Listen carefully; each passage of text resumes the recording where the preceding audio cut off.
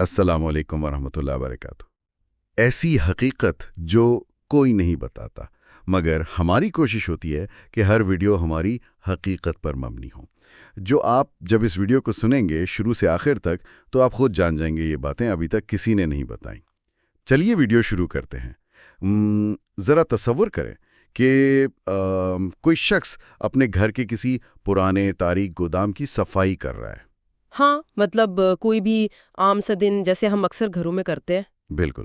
وہ ایک جھاڑو اٹھاتا ہے، فرش پر جمی مہینوں پرانی دھول کو صاف کرتا ہے، اور وہ اڑنے والی دھول سانس کے ذریعے اس کے پھیپھڑوں میں ایک ایسا بائیولوجیکل ٹائم بم فٹ کر دیتی ہے جس کا مطلب جدید میڈیکل سائنس کے پاس بھی کوئی حتمی علاج نہیں ہے۔ آج کی اس تفصیلی گفتگو میں ہم ایک ایسے ہی خاموش، اندیکھے اور انتہائی خطرناک دشمن کے بارے میں بات کر رہے ہیں جو شاید ہمارے ارد گرد موجود ہے اور ہمیں اس کا علم تک نہیں ہوتا۔ ہم بات کر رہے ہیں ہنٹا وائرس کی۔ یہ واقعی ایک ایسا موضوع ہے جو سنسنی خیز سرخیوں میں تو کم ہی نظر آتا ہے، لیکن اس کے کام کرنے کا طریقہ اور اس کی ہلاکت خیزی کسی بھی انسان کو حیران کر دینے کے لیے کافی ہے۔ ہم آج نہ صرف اس وائرس کی بائیولوجی کو ڈیکوڈ کریں گے بلکہ یہ بھی دیکھیں گے کہ 2026 میں ایک جدید ترین لگژری کروز شپ پر اس نے کیسے تہلکہ مچایا، اور سب سے اہم بات، جب لیبارٹریاں اور دوائیں بے بس ہو جاتی ہیں تو انسانی ذہن خوف کے اس اندھیرے میں کس طرح روحانیت سے روشنی اور سکون کشید کرتا ہے۔ بالکل، اور اس کہانی کو سمجھنے کے لیے ہمیں بالکل شروعات سے آغاز کرنا ہوگا۔ سب سے پہلا سوال جو ذہن میں ابھرتا ہے وہ یہ ہے کہ آخر یہ ہنٹا وائرس ہے کیا؟ مطلب یہ جانوروں کی دنیا سے نکل کر انسانوں کے نظام تنفس تک کیسے پہنچ جاتا ہے؟ دیکھیں، ہنٹر وائرس دراصل وائرسز کے ایک وسیع خاندان کا نام ہے۔ اس کی سب سے پراسرار اور دلچسپ بات یہ ہے کہ اس کا قدرتی گھر چوہے اور دیگر کترنے والے جانور یعنی روڈنٹس ہیں، لیکن فطرت کا مذاق دیکھیے کہ یہ وائرس ان چوہوں کو بالکل بیمار نہیں کرتا۔ اچھا، مطلب چوہے خود اس سے متاثر نہیں ہوتے؟ جی بالکل، چوہے صرف ایک خاموش سواری یا کیریئر کا کام کرتے ہیں۔ وہ اپنی پوری زندگی اس وائرس کے ساتھ ہنسی خوشی گزار دیتے ہیں۔ اصل تباہی تو تب شروع ہوتی ہے جب یہ وائرس انسان کے ماحول میں داخل ہوتا ہے۔ اب سوال یہ ہے کہ یہ منتقل کیسے ہوتا ہے؟ ہاں، کیونکہ یہ کسی جنگلی جانور کی طرح حملہ تو نہیں کرتا ہوگا؟ بالکل نہیں، یہ خالص مائکرو بایولوجی ہے۔ جب متاثرہ چوہے کسی جگہ اپنا فضلہ، پیشاب یا تھوک چھوڑتے ہیں تو وہ وقت گزرنے کے ساتھ سوکھ جاتا ہے۔ اس سوکھے ہوئے فضلے کے اندر وائرس ایک خول میں محفوظ رہتا ہے۔ یعنی وہ سوکھا ہوا فضلہ فرش یا مٹی کی سطح پر گرد و غبار کا حصہ بن کر کسی کے بھی قدموں یا جھاڑو کا انتظار کر رہا ہوتا ہے؟ 100% درست۔ جیسے ہی اس جگہ پر کوئی سرگرمی ہوتی ہے، کوئی جھاڑو لگاتا ہے یا کوئی پرانی بوریاں ہٹاتا ہے یا محض تیز ہوا چلتی ہے تو وہ فضلہ ٹوٹ کر انتہائی باریک نہ نظر آنے والے ذرات میں تبدیل ہو جاتا ہے۔ سائنس کی زبان میں اسے ایروسولائزیشن کہتے ہیں۔ تو اب وہ وائرس ہوا میں معلق ہو گیا ہے؟ ہاں، اور جب کوئی انسان اس ہوا میں سانس لیتا ہے تو وہ ذرات انسان کے گلے اور سانس کی نالی کے ابتدائی دفاعی نظام کو دھوکہ دیتے ہوئے سیدھے پھیپھڑوں کی گہرائی یعنی ایلویولائی تک پہنچ جاتے ہیں۔ کبھی کبھار، جو کہ بہت کم ہوتا ہے، یہ متاثرہ چوہے کی کاٹنے سے بھی لگ سکتا ہے، لیکن اس کا سب سے بڑا اور مہلک ہتھیار یہی پوشیدہ آلودہ ہوا ہے۔ یہ بات تو مطلب رونگٹے کھڑے کر دینے والی ہے۔ ایک شخص یہ سوچ رہا ہوتا ہے کہ وہ صفائی کر کے جراثیم ختم کر رہا ہے، لیکن حقیقت میں وہ ان وائرل ذرات کو ہوا میں اڑا کر خود اپنے لیے موت کا جال بن رہا ہوتا ہے۔ بالکل، یہ بہت بڑی غلط فہمی ہے۔ اچھا، جب یہ وائرس پھیپھڑوں میں پہنچ جاتا ہے تو جسم میں کیا تبدیلی آتی ہیں؟ کیونکہ میں نے کہیں پڑھا ہے کہ اس کی ابتدائی علامات بہت عام سی ہوتی ہیں۔ صحیح پڑھا آپ نے، اور یہی اس کا سب سے بڑا دھوکہ ہے۔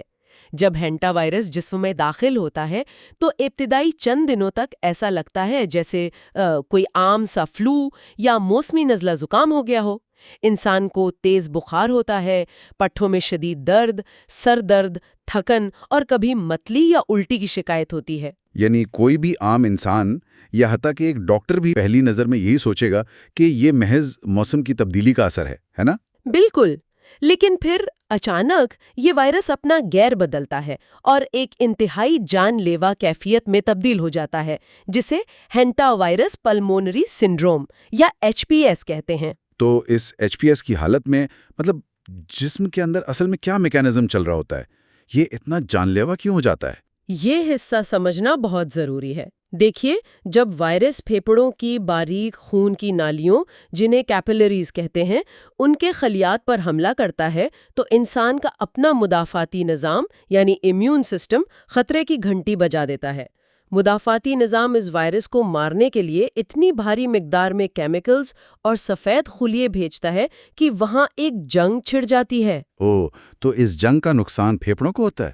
جی، اس شدید رد عمل کی وجہ سے خون کی نالیاں کمزور پڑ جاتی ہیں اور ان کے اندر سے مائع یا پانی رسنا شروع ہو جاتا ہے۔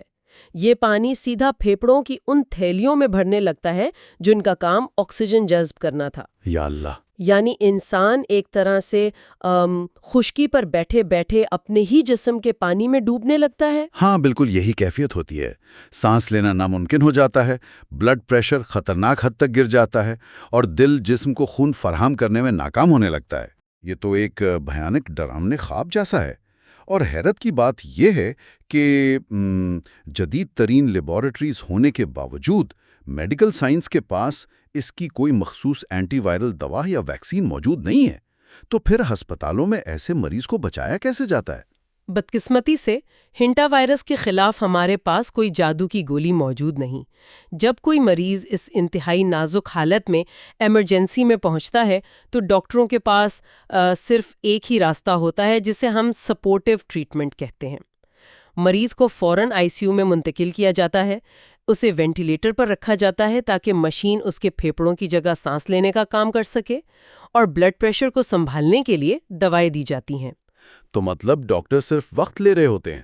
بالکل، ڈاکٹروں کا اصل مقصد صرف یہ ہوتا ہے کہ مریض کے جسم کو اس وقت تک زندہ اور مستحکم رکھا جائے جب تک کہ اس کا اپنا مدافعتی نظام اس وائرس کو مکمل طور پر شکست نہ دے دے۔ یہ انسان اور وائرس کے درمیان وقت کی ایک دوڑ ہوتی ہے۔ اچھا، چونکہ یہ سانس کے ذریعے پھیلتا ہے اور پھیپھڑوں کو تباہ کرتا ہے تو قدرتی طور پر ذہن میں کووڈ کا خیال آتا ہے۔ کووڈ نے بھی تو پوری دنیا کی معیشت اور نظام زندگی کو مفلوج کیا تھا۔ تو کیا ہینٹا وائرس بھی ایک نئی عالمی وبا یا پینڈیمک بننے کی صلاحیت رکھتا ہے؟ یہ بہت اہم موازنہ ہے۔ بظاہر دونوں کی علامات ملتی جلتی ہیں، لیکن ان کی جینیاتی ساخت اور پھیلنے کے طریقے میں زمین آسمان کا فرق ہے۔ دیکھیں، کووڈ کی سب سے بڑی طاقت اس کا ایک انسان سے دوسرے انسان میں تیزی سے منتقل ہونا تھا۔ رائٹ، جبکہ ہینٹا وائرس ایسا نہیں کرتا۔ بالکل، ہینٹا وائرس اپنی بنیادی نوعیت میں ایک زونوٹک بیماری ہے، یعنی یہ جانوروں سے انسانوں میں تو آ جاتی ہے، لیکن انسان اس کے لیے ایک ڈیڈ اینڈ میزبان ہے۔ اس کا مطلب ہے کہ اگر کوئی انسان متاثر ہو جائے تو اس کے جسم سے یہ وائرس آگے کسی اور انسان کو عموماً نہیں لگتا، چاہے وہ اس کے پاس ہی کیوں نہ کھڑا ہو۔ اچھا، یہ بات کچھ حد تک تسلی بخش ہے۔ لیکن جب ہم طبی تاریخ کے اوراق پلٹتے ہیں تو معلوم ہوتا ہے کہ صورتحال ہمیشہ اتنی سیدھی نہیں رہی ہے۔ مجھے 1993 کا وہ مشہور اور پراسرار واقعہ یاد آ رہا ہے جب امریکہ کے علاقے فور کارنرز میں بالکل صحت مند نوجوان اچانک مرنے لگے تھے۔ ہاں، 1993 کا وہ واقعہ وبائی امراض کی تاریخ میں ایک جاسوسی کہانی کی طرح ہے۔ فور کارنرز وہ علاقہ ہے جہاں امریکہ کی 4 ریاستوں کی سرحدیں ملتی ہیں۔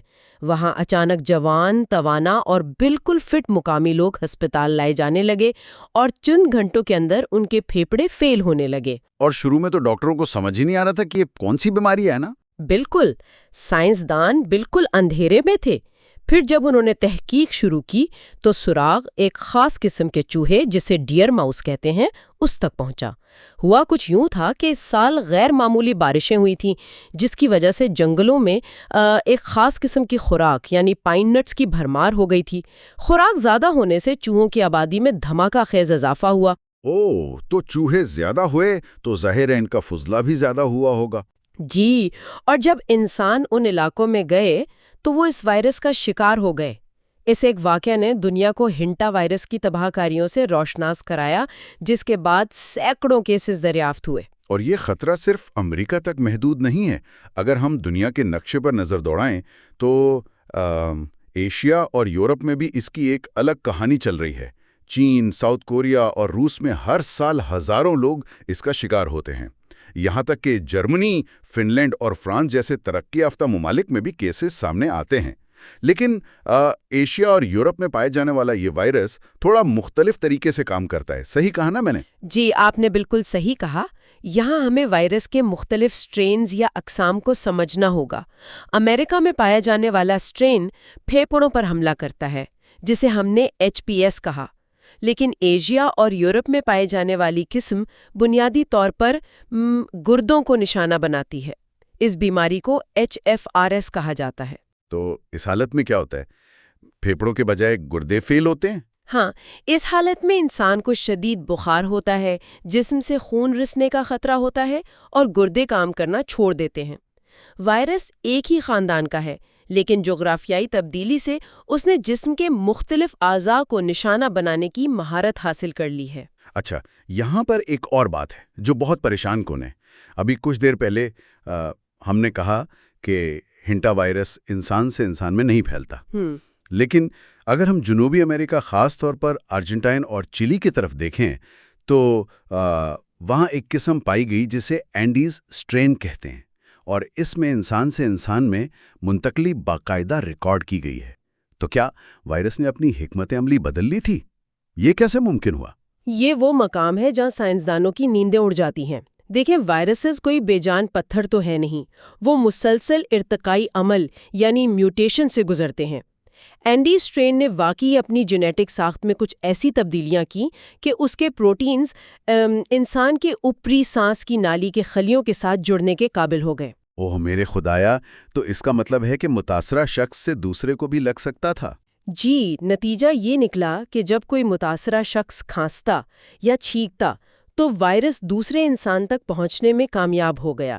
اگرچہ یہ منتقلی بہت محدود تھی اور صرف ان لوگوں میں دیکھی گئی جو مریضوں کے بہت قریب رہ کر ان کی دیکھ بھال کر رہے تھے، لیکن ہاں، اس نے یہ ثابت کر دیا کہ ہنٹا وائرس کے اندر وہ صلاحیت موجود ہے کہ اگر اسے موقع ملے تو وہ کووڈ جیسا روپ بھی دھار سکتا ہے۔ واقعی، اور شاید بالکل یہی وجہ ہے کہ 2026 میں اچانک پوری دنیا کی نظریں ہنٹا وائرس پر دوبارہ جم گئی ہیں۔ ایک حالیہ واقعہ نے عالمی سطح پر ہلچل مچا دی ہے۔ ایک جدید اور پرتعیش کروز شپ جس کا نام MV ہانڈیوس ہے، وہاں ایک بین الاقوامی آؤٹ بریک سامنے آیا ہے۔ ہاں، اور یہ واقعہ بہت الارمنگ ہے۔ بالکل، امریکہ، برطانیہ، سوئٹزرلینڈ، نیدرلینڈز اور جنوبی افریقہ جیسے ممالک اس وقت ہائی الرٹ پر ہیں۔ عالمی ادارہ صحت کی اطلاعات کے مطابق کچھ اموات بھی ہوئی ہیں اور درجنوں مشتبہ کیسز زیر نگرانی ہیں۔ اب یہاں سوچنے کی بات یہ ہے کہ ایک کروز شپ پر جہاں ہر چیز شیشے کی طرح چمک رہی ہوتی ہے، جہاں صفائی کا معیار اتنا اونچا ہوتا ہے، وہاں چوہوں کے اس وائرس کا پھیل جانا کتنی بڑی ستم ظریفی ہے۔ یہ صورتحال جدید طرز زندگی کی کمزوریوں کو بے نقاب کرتی ہے۔ بظاہر ایک کروز شپ سمندر پر تیرتا ہوا ایک 5 اسٹار ہوٹل لگتا ہے، لیکن بائیولوجی اور فزکس کے اصولوں کے مطابق وہ ایک کنفائنڈ اسپیس یا مکمل طور پر بند ماحول کی بہترین مثال ہے۔ جہازوں کا کارگو ایریا یا نچلا حصہ جہاں وہ مختلف بندرگاہوں سے سامان لوڈ کرتے ہیں، وہ ہمیشہ سے چوہوں کی درآمدازی کے لیے بدنام رہا ہے۔ تو مطلب کارگو سے چوہے جہاز میں آ گئے؟ بالکل۔ اگر 1 یا 2 متاثرہ چوہے بھی جہاز کے نچلے حصے میں پہنچ کر اپنا فضلہ چھوڑ دیں اور وہ فضلہ سوکھ جائے تو جہاز کا جو ایئر کنڈیشننگ یا HVAC سسٹم ہے وہ اس آلودہ ہوا کو کھینچتا ہے اور بغیر کسی رکاوٹ کے اسے جہاز کے پرتاش کیبنز اور ڈائننگ ہالز میں پھیلا دیتا ہے۔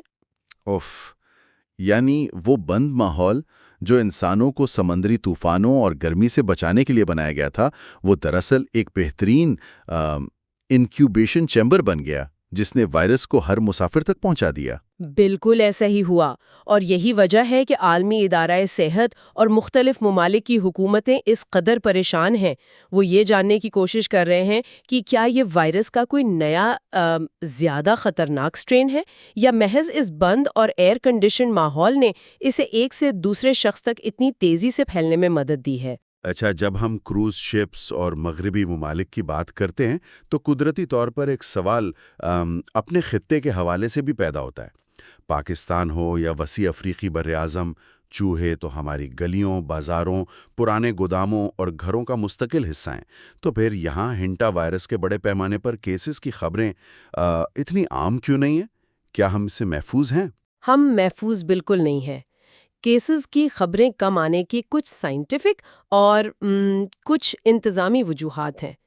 پہلی وجہ تو یہ ہو سکتی ہے کہ ہمارے خطے میں پائے جانے والے چوہوں کی نسلوں میں شاید ہنٹا وائرس کا وہ انتہائی مہلک سٹرین اتنی کثرت سے موجود نہ ہو جتنا امریکہ یا یورپ میں ہے۔ لیکن اس سے بھی بڑی وجہ انڈر رپورٹنگ ہے۔ انڈر رپورٹنگ مطلب کیسز ہوتے ہیں لیکن پتہ نہیں چلتا؟ جی، ذرا سوچئے، اگر کسی شخص کو تیز بخار ہو، سر درد ہو اور جسم ٹوٹ رہا ہو تو ہمارے ہاں سب سے پہلے کیا سوچا جاتا ہے؟ یہی کہ ملیریا ہوگا، ڈینگی ہوگا یا شاید ٹائیفائڈ۔ بالکل صحیح۔ بہت کم ڈاکٹرز اس کا ہنٹا وائرس کا ٹیسٹ کرواتے ہیں۔ جب تک مرض بگڑتا ہے تب تک اصل وجہ کا تعین کرنا مشکل ہو چکا ہوتا ہے۔ اس لیے خطرہ 100% موجود ہے اور بچاؤ کے طریقے جاننا ہر انسان پر لازم ہے۔ اور جب ہم بچاؤ کی بات کرتے ہیں تو ایسا لگتا ہے جیسے ہم واپس اپنی روزمرہ کی سادہ زندگی کی طرف آ گئے ہیں۔ چوہوں کے داخلے کے راستے بند کرنا، ان کا صفایا کرنا اور خوراک کو محفوظ رکھنا۔ لیکن ایک چیز جس پر سب سے زیادہ زور دیا گیا ہے اور جو شاید اس پوری گفتگو کا سب سے اہم زندگی بچانے والا نقطہ ہے، وہ یہ ہے کہ چوہوں کے فضلے کو کبھی بھی کسی بھی صورت میں سوکھے جھاڑو یا ویکیوم کلینر سے صاف نہ کیا جائے۔ یہ نکتہ ہر سننے والے کو یاد رکھنا چاہیے۔ ہم نے شروع میں جو بائیولوجیکل ٹائم بم کی مثال دی تھی وہ یہیں لاگو ہوتی ہے۔ سوکھا جھاڑو مارنا یا ویکیوم کلینر استعمال کرنا موت کو دعوت دینے کے مترادف ہے۔ اس سے فضلہ صاف نہیں ہوتا بلکہ وہ فضا میں اڑنے لگتا ہے۔ تو پھر اگر کسی کو چوہے کا فضلہ نظر آئے تو اس کی صفائی کا درست طریقہ کیا ہے؟ اس کا واحد درست طریقہ یہ ہے کہ سب سے پہلے چہرے پر ایک اچھا ماسک اور ہاتھوں میں دستانے پہنیں۔ اس کے بعد اس فضلے پر بلیچ ملا پانی یا کوئی طاقتور جراثیم کش اسپرے کریں اور اسے کچھ دیر کے لیے چھوڑ دیں۔ اسپرے کے 2 فائدے ہوں گے۔ ایک تو فضلہ گیلا ہو کر فرش پر چپک جائے گا اور ہوا میں نہیں اڑے گا، اور دوسرا بلیچ کے کیمیکلز وائرس کے بیرونی خول کو توڑ کر اسے مکمل طور پر ہلاک کر دیں گے۔ اس کے بعد اسے گیلے کپڑے سے اٹھا کر احتیاط سے ضائع کر دیں۔ یہ کتنا عجیب احساس ہے کہ ایک عام سا گھریلو کام جسے ہم حفظان صحت سمجھ کر رہے ہوتے ہیں، اگر غلط طریقے سے کیا جائے تو وہ ہماری جان لے سکتا ہے۔ اور اب یہیں سے ہماری اس گفتگو کا رخ ایک بالکل مختلف لیکن انتہائی گہرے انسانی پہلو کی طرف مڑتا ہے۔ ہم نے بائیولوجی سمجھ لی، کیمیکلز کا کردار دیکھ لیا، کروز شپ کی جدید ٹیکنالوجی کی ناکامی دیکھ لی۔ جب بلیچ کام نہ کرے یا جب انسان اس وائرس کو سانس میں کھینچ لے اور ICU کی مشینوں پر پڑا ہو، جب سائنس بالکل بے بس ہو کر اپنے ہاتھ کھڑے کر دیں تو انسان کہاں جاتا ہے؟ بہت گہری بات کی آپ نے۔ جی، یہ وہ سرحد ہے جہاں بائیولوجی کی حد ختم ہوتی ہے اور انسان روحانیت اور ایک برتر طاقت کی طرف دیکھتا ہے۔ انسانی نفسیات اور تاریخ کا بغور مطالعہ کیا جائے تو یہ بات روزے روشن کی طرح عیاں ہے کہ بڑی بڑی وباؤں، طاعون اور لا علاج بیماریوں نے ہمیشہ انسان کو اس کی اوقات اور کمزوری کا احساس دلایا ہے۔ انسان کا ذہن اس بے بسی اور غیر یقینی صورتحال کے اندھیرے خلا کو برداشت نہیں کر سکتا۔ اسے ایک سہارے کی، ایک امید کی ضرورت ہوتی ہے۔ اگر ہم تاریخ اور مختلف تحریروں کا غیر جانبدارانہ جائزہ لیں، خاص طور پر جماعت احمدیہ کے لٹریچر کا، تو ہمیں وباؤں کے دوران انسانی رد عمل کا ایک بہت مربوط روحانی فلسفہ نظر آتا ہے۔ جی، ان تحریروں کے مطالعے سے پتہ چلتا ہے کہ ان کے بانی مرزا غلام احمد نے 1890 کی دہائی میں ہی طاعون کے پھیلنے اور مستقبل میں آنے والی عالمی وباؤں اور نئی نامعلوم بیماریوں کی پیشگوئیاں کی تھیں۔ ان تحریروں میں یہ تصور پیش کیا گیا ہے کہ ایسی وبائیں اور آفات کائنات میں محض کوئی اندھا اتفاق یا بایولوجیکل حادثہ نہیں ہے، بلکہ یہ انسان کے لیے خدا کی طرف سے ایک نشان یا تنبیہ کا درجہ رکھتی ہیں۔ اور یہ فلسفہ خوف میں مبتلا انسان کے لیے ایک نفسیاتی اور روحانی لنگر کا کام کرتا ہے۔ جب ایک انسان یہ مان لیتا ہے کہ یہ آفت اتفاقیہ نہیں بلکہ اس کے خالق کی طرف سے ایک پیغام ہے، تو اس کا رد عمل مایوسی یا خودکشی نہیں ہوتا، بلکہ وہ رجوع اللہ کی طرف مڑ جاتا ہے۔ ان کڑے حالات میں جو بنیادی پیغام دیا گیا وہ توبہ، دعا اور استغفار کا ہے۔ جی بالکل، اور ان تحریروں میں باقاعدہ کچھ دعاؤں کی تلقین بھی کی گئی ہے، جیسے کہ ایک دعا ہے اللہم مزقہم کل ممزق وسحقہم تسحیقا، جس کا مفہوم ہے کہ اے اللہ دشمنان حق کو ٹکڑے ٹکڑے کر دے اور انہیں بالکل پیس کر رکھ دے۔ اور اسی طرح قرآن مجید کی ایک انتہائی خوبصورت دعا کا ذکر ہے ربنا اکشف عنا العذاب انا مؤمنون، یعنی اے ہمارے رب ہم سے عذاب دور فرما، یقیناً ہم ایمان لانے والے ہیں۔ تو دراصل یہ دعائیں اور یہ روحانی فلسفہ اس وقت انسان کے لیے ایک ڈھال بن جاتا ہے جب اس کے پاس کوئی اور حفاظتی سوٹ یا ویکسین نہیں ہوتی۔ یہ انسان کو یہ سکھاتا ہے کہ وہ کائنات کی اس بے رحم وسعت میں تنہا نہیں ہے۔ اس کا پیغام یہ ہے کہ انسان ایک دوسرے سے نفرت کرنا چھوڑ دے، انسانیت کی خدمت کرے اور اپنے اس خالق سے ٹوٹا ہوا تعلق دوبارہ جوڑ لے جس کے ہاتھ میں شفا ہے۔ یہ خوف کو امید میں بدلنے کا ایک طاقتور طریقہ ہے۔ بے شک، جسمانی بچاؤ کے ساتھ ساتھ انسان کو ذہنی اور قلبی سکون کی جتنی ضرورت ایسی عالمی وباؤں کے دوران ہوتی ہے، اتنی شاید ہی کبھی ہو۔ سائنس ہمیں وائرس کے حملے کا طریقہ تو بتا دیتی ہے، لیکن زندگی کا مقصد اور موت کا خوف صرف روحانیت ہی کم کر سکتی ہے۔ بالکل صحیح کہا آپ نے۔ چلیں اب ہم آج کی اس گہری اور تفصیلی بحث کو سمیٹنے کی طرف چلتے ہیں۔ آج ہم نے ایک اندیکھے دشمن ہنٹا وائرس کا قریب سے جائزہ لیا۔ ہم نے سمجھا کہ کیسے چوہوں کا سوکھا ہوا فضلہ ایک اڑتا ہوا بایولوجیکل ٹائم بم بن کر انسان کے پھیپھڑوں کو ناکارہ کر سکتا ہے۔ ہم نے یہ بھی دیکھا کہ کیسے وائرسز اپنی ساخت بدلتے ہیں اور کیسے 2026 میں ایک کروز شپ کے HVAC سسٹم نے جدید ٹیکنالوجی کے محفوظ ہونے کے بحرم کو توڑ دیا۔ جی، اور سب سے بڑھ کر ہم نے جھاڑو لگانے کی ایک عام سی غلطی کے بھیانک نتائج سمجھے، اور آخر میں ہم نے یہ دریافت کیا کہ جب دوائیں اور مشینیں ہار مان لیتی ہیں تو انسان کی روح کیسے ایک بڑی طاقت کے سامنے سر تسلیم خم کر کے سکون پاتی ہے۔ اور اس ساری گفتگو کا لب لباب یہی ہے کہ انسان کو فطرت کے اصولوں کا احترام کرنا چاہیے، چاہے وہ بائیولوجی کے اصول ہوں یا کائنات کے روحانی اصول۔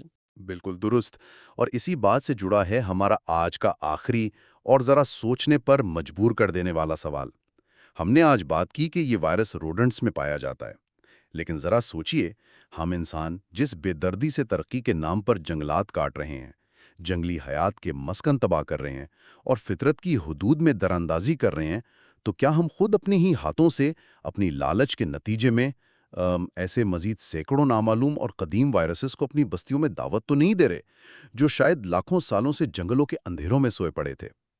اور آخر میں ویڈیو پسند آئے تو کامنٹ میں اپنا فیڈ بیک ضرور دیں، چینل کو سبسکرائب اور ویڈیو کو شیئر ضرور کریں تاکہ اگلی ویڈیو کا نوٹیفیکیشن بر وقت مل سکے۔